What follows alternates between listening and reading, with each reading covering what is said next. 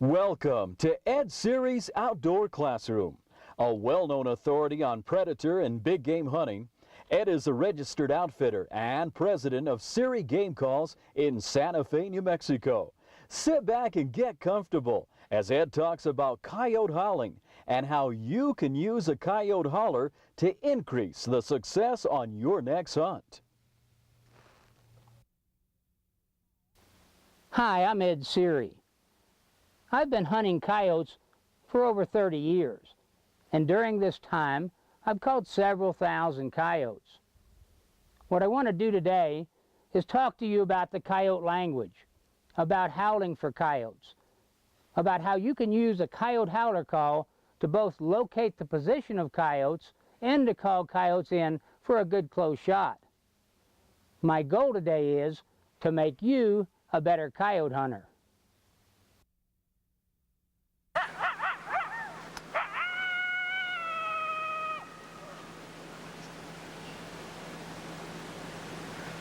The coyote is one of the most interesting animals in North America, and he's believed to have lived on the continent for the past 14,000 years.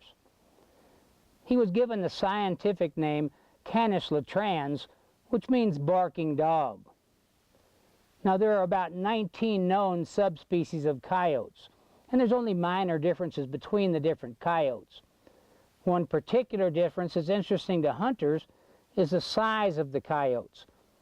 The eastern coyote is considerably larger than the western coyote. Eastern coyotes living in New England and eastern Canada will average in weight around 40 pounds, while western coyotes, they typically average between 20 and 25 pounds. Now, we have some coyotes in the Rocky Mountains we call mountain coyotes, and they'll average closer to 30 to 35 pounds. Now, generally, there's not very many differences other than the size of the eastern and western coyotes that make any difference to hunters. And then, no matter where you hunt in the United States, whether it's in Alabama, California, New Hampshire, or Maine, the coyotes are generally quite similar.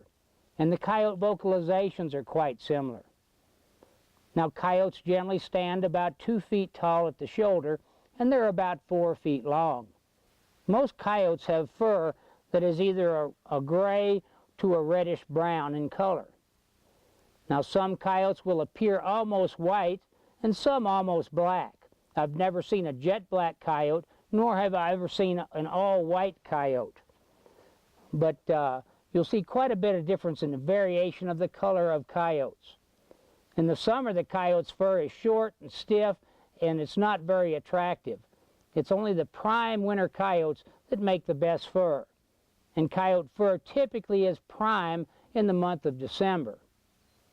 The coyote is an exceptionally good hunter, and he has highly developed senses of hearing, eyesight, and smell. He's a much better hunter than you or I. So when we hunt coyotes, we can't out-hunt them. What we have to do is we have to outsmart them. And that's how you can become a successful coyote hunter, learning the tricks of coyote hunting and learning how to outsmart a coyote. Now, the coyote's not selective in what he eats. He eats anything that's available to him. Coyotes feed on all kinds of game animals, from antelope to deer. In the winter, they'll take down elk. They particularly enjoy feeding on the smaller animals, rabbits, rodents, mice and rats, and they eat a lot of insects. In the summer, we see coyotes feeding on a lot of grasshoppers and other bugs. Another thing that's interesting about the coyote's appetite is that he loves to eat snakes, and I've seen coyotes catch and eat a lot of snakes. When coyotes eat rattlesnakes, they have a particular technique for grabbing it by the tail and shaking it until they break the snake's neck and kill the snake so they don't get bit. Coyotes also eat a lot of other things other than animals and insects and snakes. They eat a lot of vegetables. In the western states here, the farmers grow a lot of chili, and the coyotes will get out in the chili fields and eat the chili. In areas where they grow watermelons, coyotes will get out into the watermelon patches and ruin a whole crop of watermelons by taking a bite or two out of each one. Coyotes often pair up with a member of the opposite sex and remain as a pair.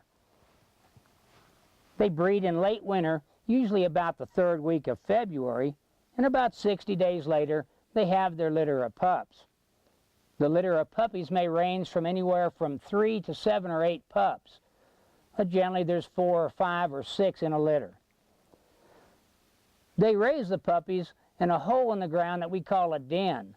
And while coyotes are pregnant during the springtime, the coyotes are generally digging quite a few dens to have available for their pups. And we've seen coyotes dig 10 or 20 den sites within a mile during the spring. Now, while coyotes are raising their litter for the first few weeks in a den, if anybody disturbs the den site, or if the coyotes feel that's a dangerous place, what they'll do is they'll take the puppies out during the night and they'll move them one at a time to one of the other den sites. Occasionally 2 females will use the same den and they'll raise the puppies together. Or they'll use adjacent dens and there'll be two coyote den sites within just 50 or 100 feet. The majority of the feeding and care of the pups is done by their parents, and it's common for several other coyotes in the family group to assist with the activities of guarding the den and bringing food back for the puppies.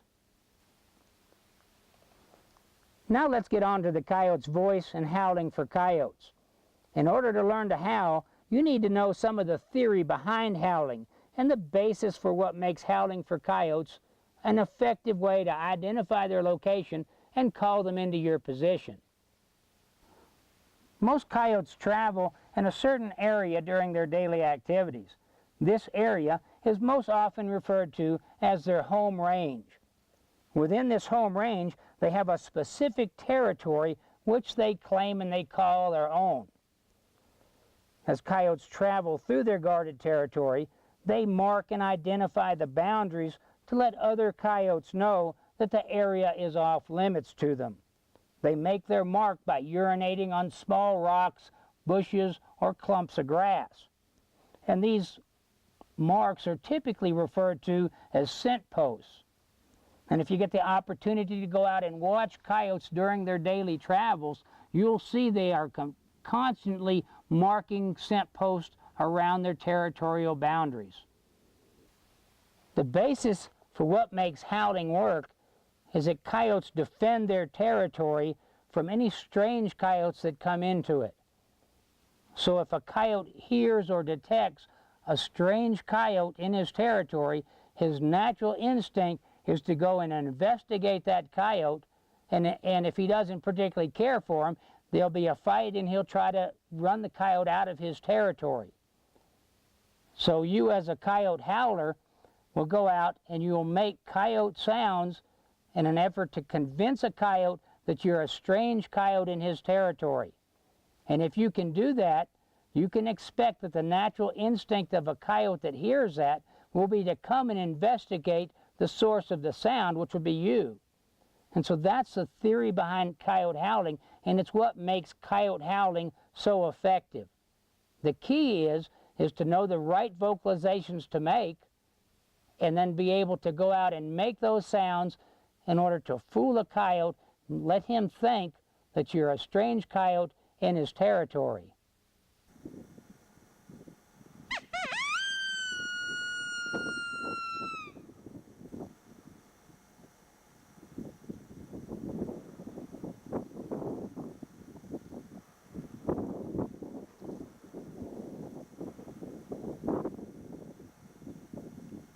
Now let's talk about the voice of the coyote, his ability to communicate, and what we think he's saying.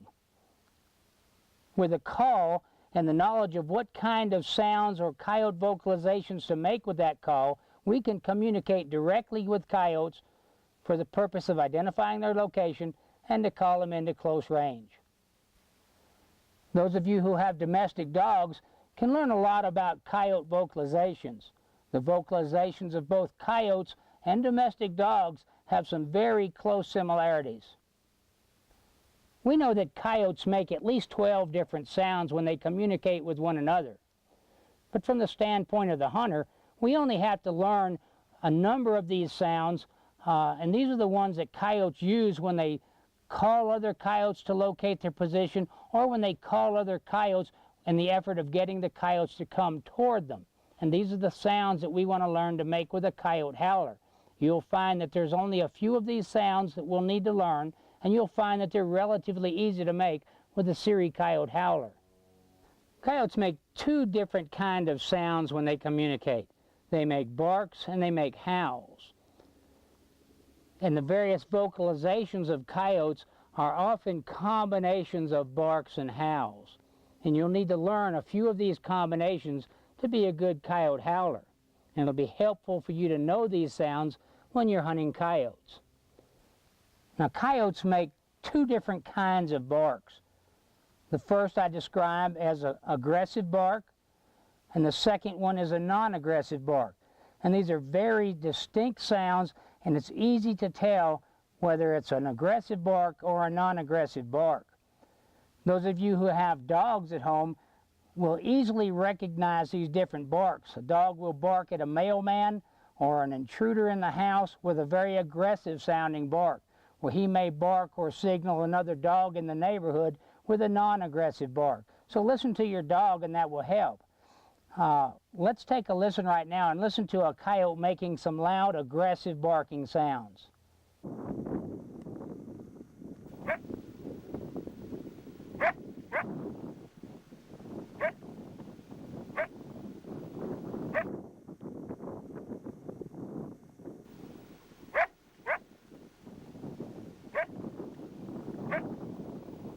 One characteristic of an aggressive bark is that it's very loud, it's very coarse, and it's very distinct, which is different from the non-aggressive barks of a coyote. So again, let's listen to a couple aggressive barks.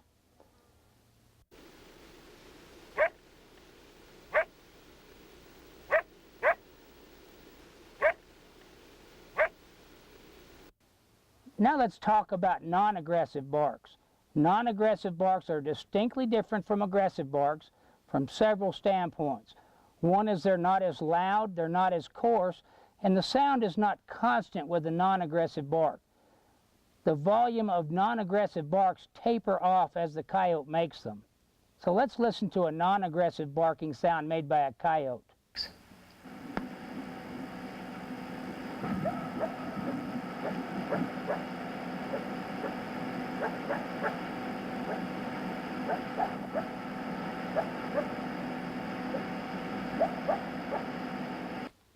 Now let's talk about coyote howls. Just like the barks, I recognize two different distinctive kind of howls that coyotes make. The first one I call a flat howl. It's a howl of constant pitch, and it doesn't change very much. It may taper off a little at the end, but not too much. Let's listen to a coyote that's making a flat howl.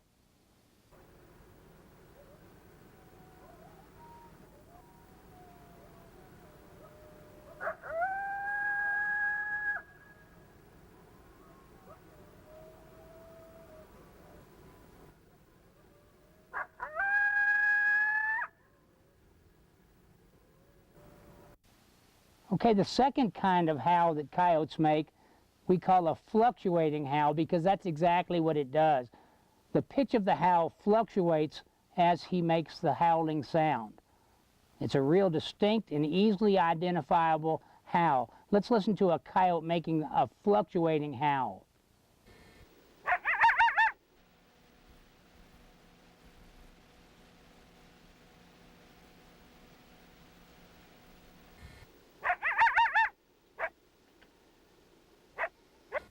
Well, okay, now we've talked about aggressive barks and non-aggressive barks and flat howls and fluctuating howls. These are four different kinds of sounds that coyotes make, and they're very easy to distinguish from one another. If you hear a flat howl, you'll know what it is. If you hear a fluctuating howl, you'll be able to recognize that too. If you hear an aggressive bark, you'll know it's an aggressive bark, and if you hear a non-aggressive bark, you'll know it's a non-aggressive tapering off bark. So that's pretty simple, right? Well, that part's pretty simple, but the problem is that coyotes combine the different barks and howls when they make vocalizations to communicate with one another. And the different combinations will relay different information, and you need to know some of the different combinations. So let's go ahead and talk about some of the different coyote vocalizations that are combinations with barks and howls. The first thing that we'll talk about is the most commonly heard coyote vocalization, and it's called a lone howl. It's not that the coyote's lonely, it's that he's by himself making a howl all alone. And this is what a lone howl sounds like. Typically a lone howl starts out with one or two short barks, and then it goes into a flat howl. Let's listen to a coyote making a flat howl.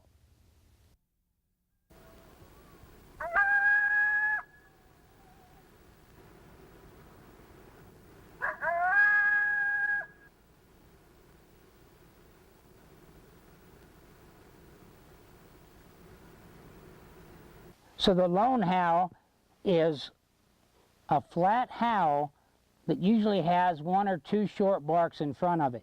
Super easy for you to identify. You know what it means. It means, hello, who's out there? And it will get a response from a nearby coyote. The interesting thing and the important thing about a lone howl is the response of coyotes that hear it. If one coyote makes a lone howl, the other one answers him, they approach one another. So they may be a mile away, coyote answers the first coyote, and then he starts to approach that coyote.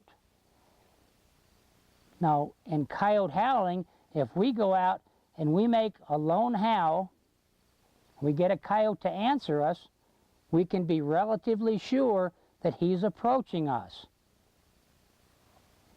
Now, they don't always answer lone howls. They may just hear a lone howl. If you go out and you say, hello, who's out there? He may not answer you, but he still may approach you. So when you howl for coyotes, whether or not you get an answer, it's important for you to know that the coyote may be approaching you. If you get an answer, you can be really sure he's coming. If you don't get an answer, you can't be that sure, but there's a very good possibility he will still come. And we've seen this many, many times when we're out studying coyotes. We'll go out and make a lone howl. While we're watching a coyote, he won't answer us, but he'll approach us. And so one important thing to remember when you're howling is just because you don't get an answer doesn't mean that a coyote is not approaching you or has not heard you. Another very similar vocalization of coyotes is what we call a group howl. A group howl is more than one coyote that's making lone howls. So if we have 2 or 3 coyotes together and each one of the separate coyotes is making a lone howl, we call that vocalization a group howl. Now let's listen to some coyotes making a group howl together.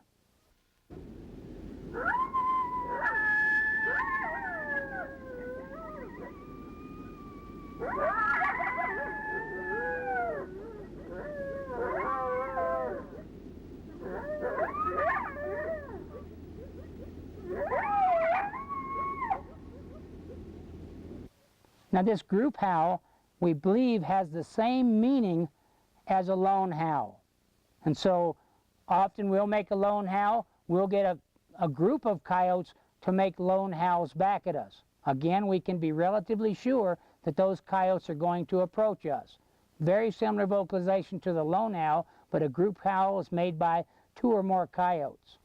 Now let's talk about another type of vocalization made by coyotes where they combine different sounds. This is called a group yip howl. A group yip howl is, again, several coyotes making vocalizations at the same time. And it's a more intense vocalization than a group howl. And it has a little different meaning. Remember, the lone howl and the group howl was one of these, hello, who's out there, or where are you? Well, a group yip howl has a different meaning. A group yip howl is a vocalization made by a group of coyotes to identify the location of their territory to other coyotes in other nearby territories. Let's listen to a group yip howl. This is a very, very common vocalization that I'm sure many of you have heard.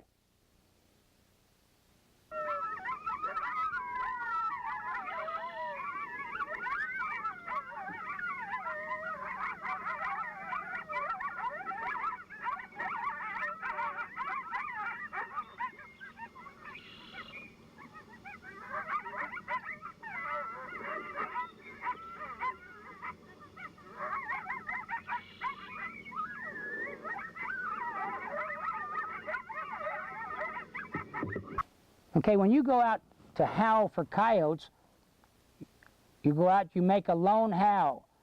Whoop, whoop, little short bark and a flat howl. You're asking, is anybody out there? You may get a single coyote to answer you with a lone howl back, and he'll approach you. You may get 2 or 3 coyotes answer you with a group howl, and they will begin their approach to you. Or you may get a number of coyotes answer you with a group yip howl. These coyotes have identified their territory to you, and they would be very aggressive in coming to investigate you. They think you're a strange coyote in their territory. So when you make a lone howl to call coyotes, you may get a lone howl answer, you may get a group howl answer, or you may get a group yip howl answer. All 3 of those sounds, when you hear those as an answer to your call, I want you to sit back and smile because you've fooled them. You've convinced those coyotes that you're a strange coyote in their territory, and their natural instinct is to come over and investigate you. Now let's talk about another vocalization. This particular vocalization, when you hear it, won't make you smile like some of the others. This is what you don't want to hear. And this vocalization is a warning bark howl. A coyote makes this sound when he's figured you out. When you tried to fool him but you didn't, and he knows you're a threat to him, or you're a danger to other coyotes in the area.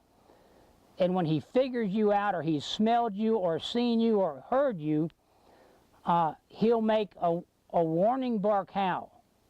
And a warning bark howl is telling all other coyotes in the area that you present a danger.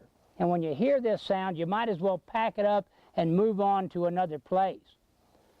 If I have a coyote come up to a couple hundred yards, stop, make a warning bark howl, I get pretty upset about it. I go back and get in my pickup truck and I drive at least 5 miles before I make another stand.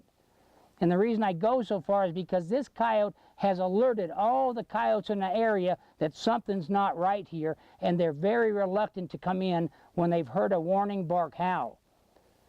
Let's listen to a coyote making a warning bark howl. This is an aggressive bark followed by a fluctuating howl.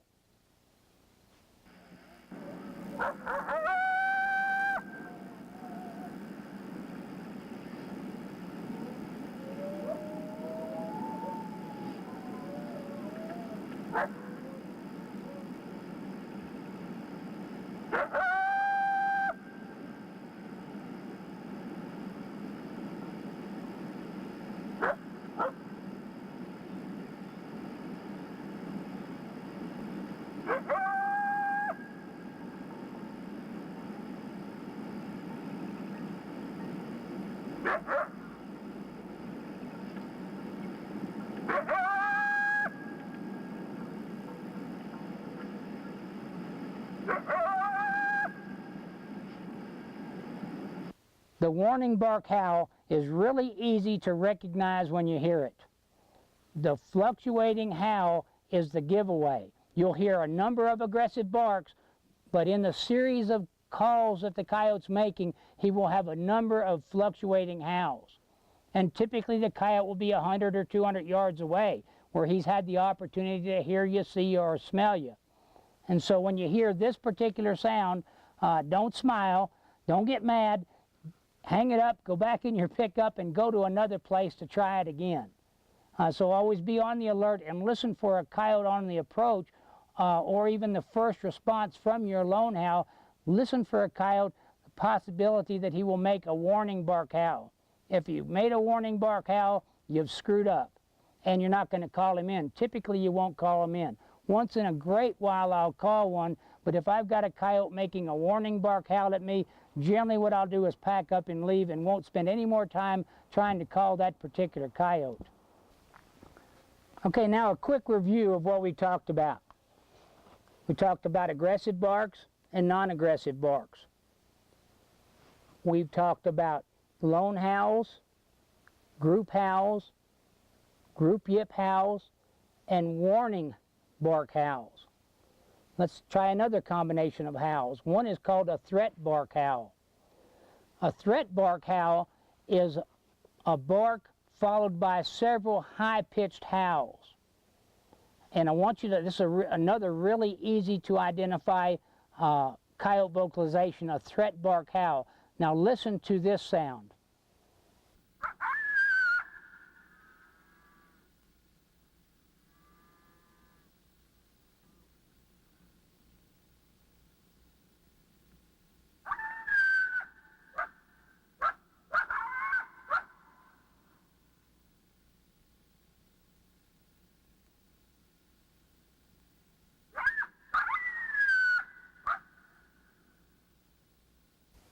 When a coyote approaches an intruder into his territory, he has a choice. He can charge right in to fight with the intruder, or he can stand back at 100 yards or so and threaten him with his voice. People do that same thing. Instead of punching it out with the guy, you may just yell at him and try to bluff him. That's what the coyote's doing with a threat bark howl. He's threatening you, don't come in my territory. He's threatening you, you better get out of my territory. He's trying to bluff you. It's a great fun game. What you do is you mimic his sound and you try to threaten him and tell him you're not going to leave. You're threatening him right back. It's great fun coyote howling, and you get really good response from it. I want you to look at this short sequence. I was out calling a month or so ago, and I was just stopping on the side of the road to see if I could locate some coyotes with a lone howl, and there was a coyote that was 50 yards or 80 yards away from me that responded to me with a threat bark howl, and I was talking to him for a while, and I want you to listen to this. This is something that you may run across.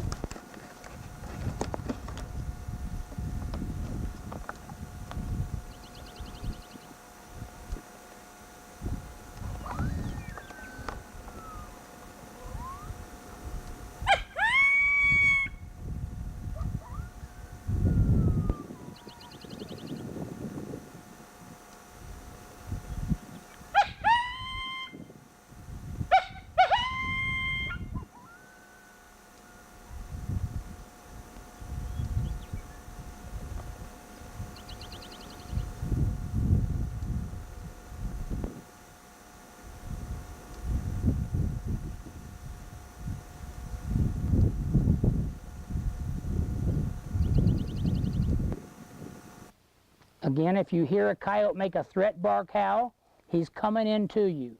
And so you keep working him until he gets in close enough for you to get a good shot.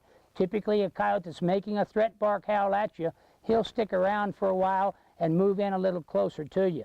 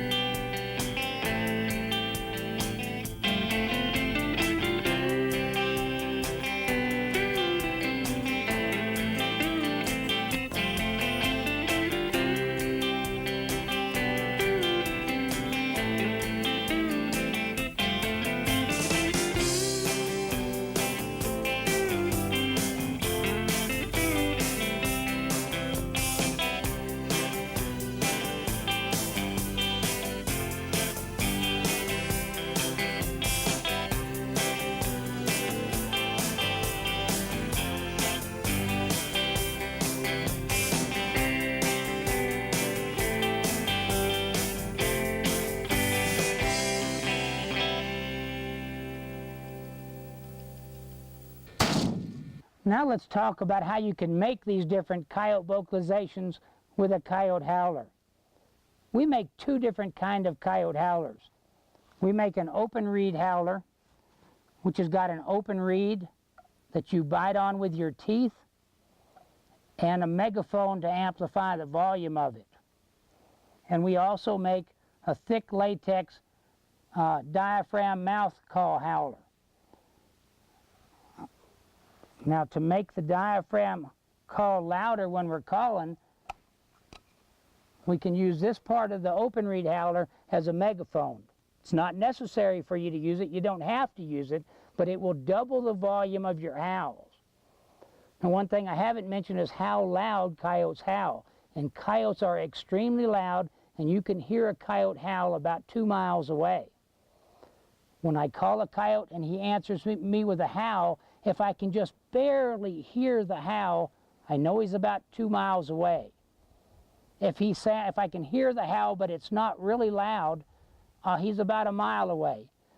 If I hear a coyote and he's answering me, his howl sounds pretty loud to me, I know he's within about 1/4 to 1/2 mile away. And so you can learn to listen to the volume of the coyote howls and how far away that coyote is when he makes it. Let's demonstrate how you make some of the vocalizations with these calls. Let's try the open reed call, and we'll make a lone howl with it. Remember, a lone howl is 2 short barks, 1 or 2 short barks, followed by a flat howl.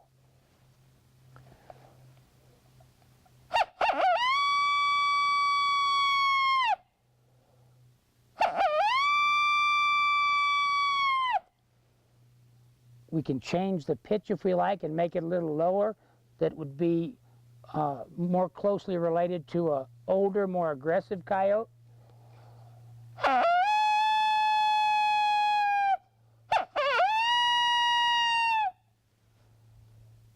Or you can make it higher pitched. And typically what I do is I make a lone howl with a couple barks and a flat, low-pitched howl.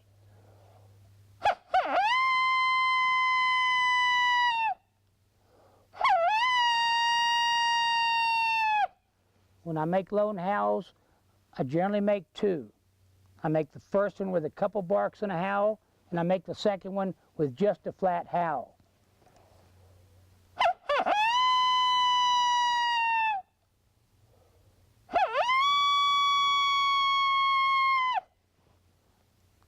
And that's all there is to making a lone howl with an open reed howler. Now, it'll take you a little practice to learn how to do this. Put it in your mouth and you're going to rub your teeth right on the top of the reed lightly. And when you change the position of your teeth, it's going to change the pitch of the sound. For barks, I just bounce my lips and my teeth lightly on it when I huff the air through the call. For howls, I slide my teeth along the reed. First, when you get an open reed howler, practice to learn to make different sounds with it. Run your teeth up and back and forth on the reed like this.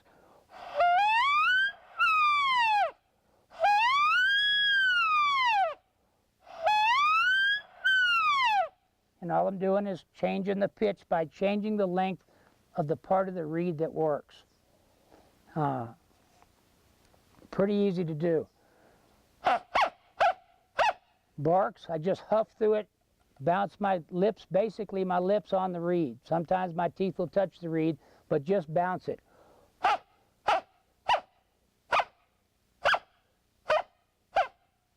For barks. So let's make a lone howl.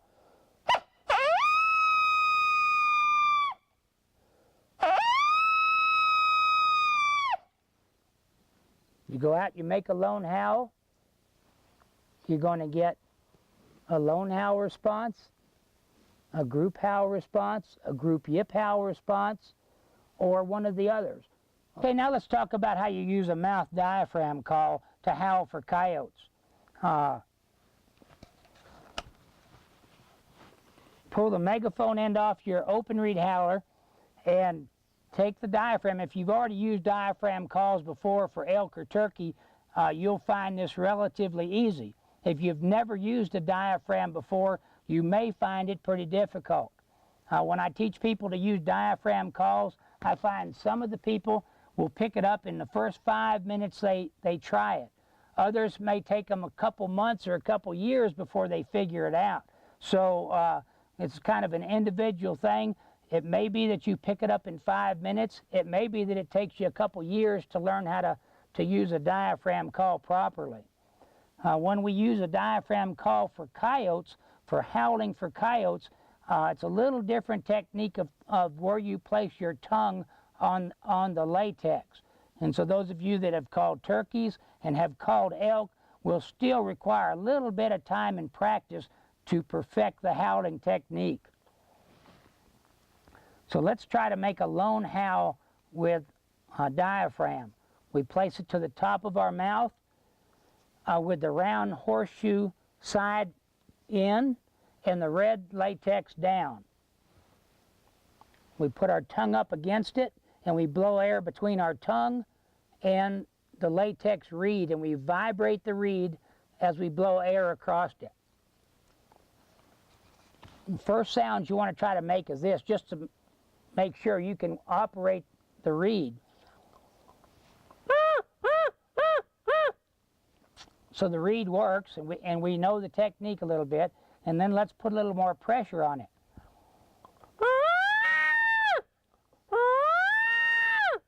Learn how to put a little pressure on the reed. Now let's try some barks, and we'll bounce our tongue off the bottom of the reed, and we'll huff when we make barks.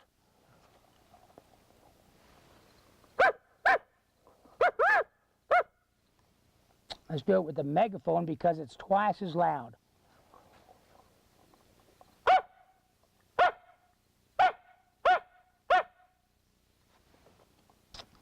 Aggressive barks. They're coarse, they're loud, they're very distinct. Let's make some non-aggressive barks.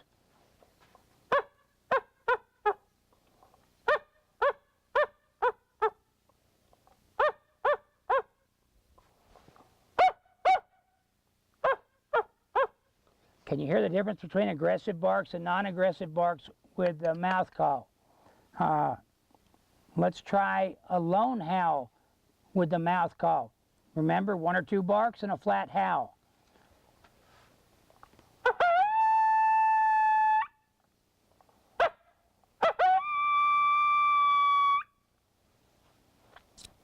Normally I make 2 of those. I make 2 lone howls, set and wait. So it's individual preference whether you want to use a diaphragm mouth call to howl with coyotes, or if you want to use the open reed call to call and howl for coyotes. Now, I will tell you a couple things about these. One is if we use an open reed howler like this,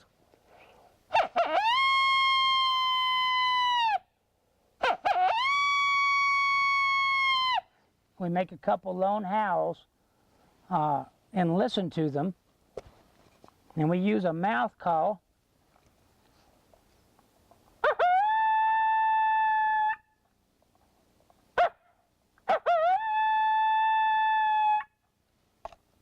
And we make a couple lone howls. Which one sounded better to you?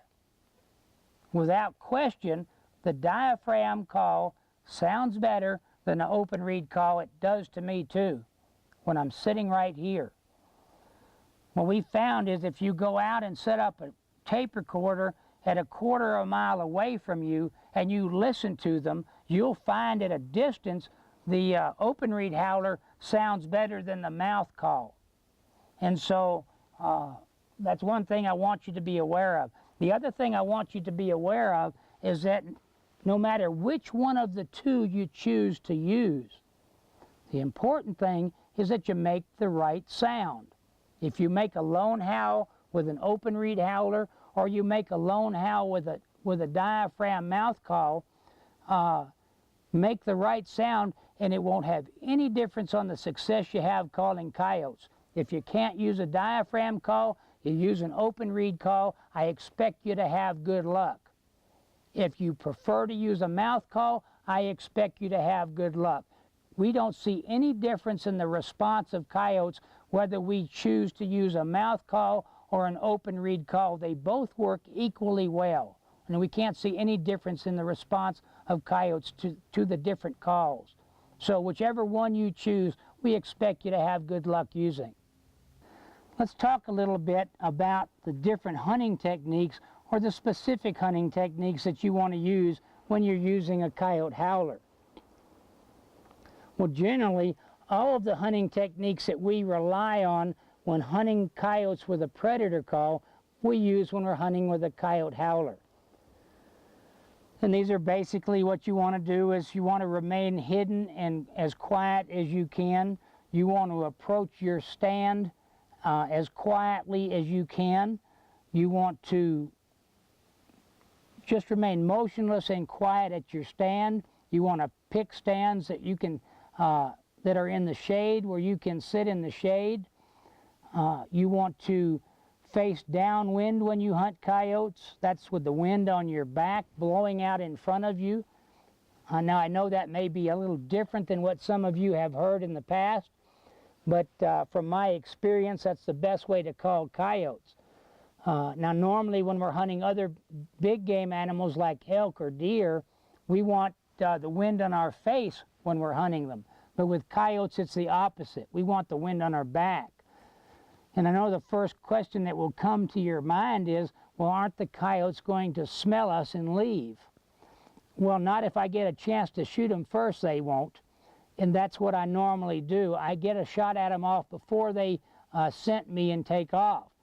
Now recognize that coyotes, when they respond to a howler or a predator call, will typically try to circle downwind of the sound. And so they're typically going downwind of you. And it's very predictable behavior of coyotes when you call coyotes. They're going to circle downwind of you. If you're facing downwind, you will see them. If you're facing upwind, you won't see nearly as many coyotes.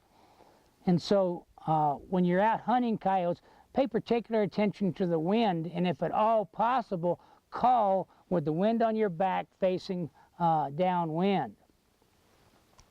When you go out hunting in the morning, it's a good idea for you to face west with the sun on your back.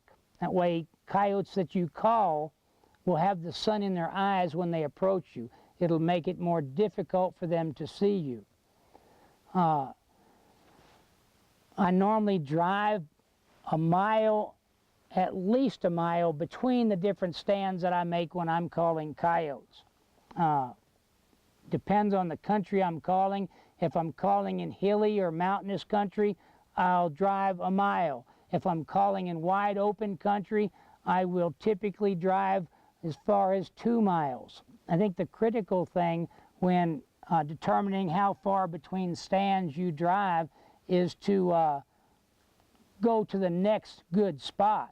If the next good spot's a mile away, fine. If the next good spot is 3 or 4 miles away, well, you may have to drive 3 or 4 miles. Now, when I go coyote calling in the morning, I want to make my first stand of the day just as soon as it's light enough to see. And I want to make a stand about every 20 minutes all morning long. And if I do that, it gives me I get a chance to call 10 or 12 places or even 14 places between sunup and noon. And so I've had 14 opportunities to call coyotes. And calling coyotes with a howler or a predator call is a game of numbers. The more chances that you take, the greater the probability that you're going to call a coyote. And so I want you to pay particular attention to making as many stands as you can. How many coyotes can you expect to call? Well, I can't answer that question. It depends on how many coyotes are in the area that you call. I talk to people from all over the country, and there's some areas of the country that have very few coyotes, and those hunters there will call very few coyotes. Some areas of the country I talk to hunters, they call as few as 1 coyote a day. And the places that I go and hunt, I normally call one coyote for every 2 stands that I make. And the reason I'm that successful is not that I'm a great hunter and not that I'm a great caller. I've had some experience hunting and calling, but the reason I can call that many is because I pick places that have lots of coyotes. I know there's lots of coyotes in the areas, and then I use my calling and my hunting skill to work for me. I wouldn't expect a newcomer to call, even in an area with a lot of coyotes, 1 coyote on every other stand, but I would expect a newcomer to the sport, if you're hunting in an area that has a good number of coyotes, I would certainly expect you to call 1 or 2 coyotes a day. If you go out 6 different days and you make 12 stands a day, you should have called a number of coyotes. I'd like you to take a minute now and watch a setup that I made recently and how I do it when I sit down and howl and call for coyotes. This will give you an idea of exactly what I do when I sit down to howl and call coyotes. Ed recommends that you conceal your vehicle so that an approaching coyote won't be able to see it. He prefers to sit up against a bush or tree and in the shade when possible.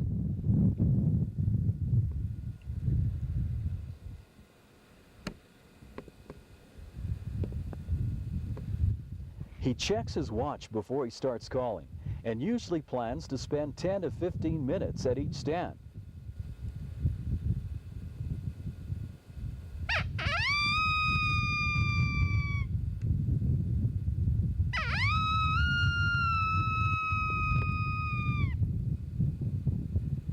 Ed starts out with 2 lone howls. Then he waits several minutes, remaining quiet and motionless, while he listens for a response from a coyote and watches the area for an approaching animal.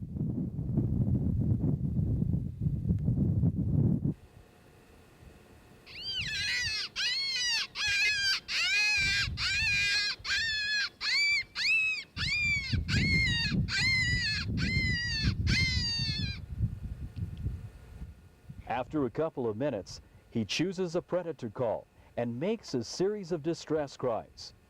Within a minute after blowing his predator call, he spots 2 coyotes charging in his direction. The first coyote stopped at about 80 yards, almost directly in front of him, and offered a perfect shot.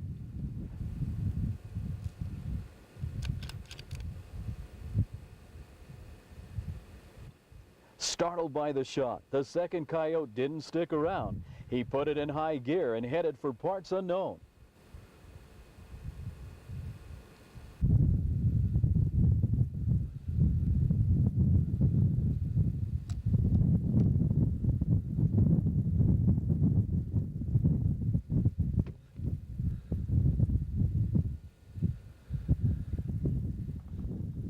While coyotes can be called with either a howler call or a predator call, Ed has discovered that using both calls in combination is the most productive way to call coyotes.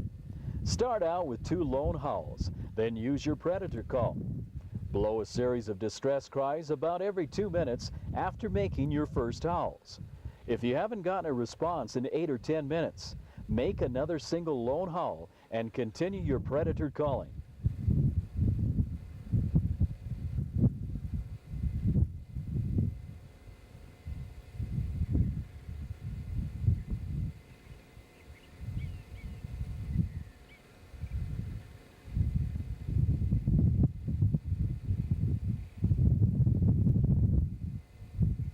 Before I go today, I'd like to remind you to respect the rights of private property owners, follow your local game and fish laws, and above all, be careful with your firearms and other weapons.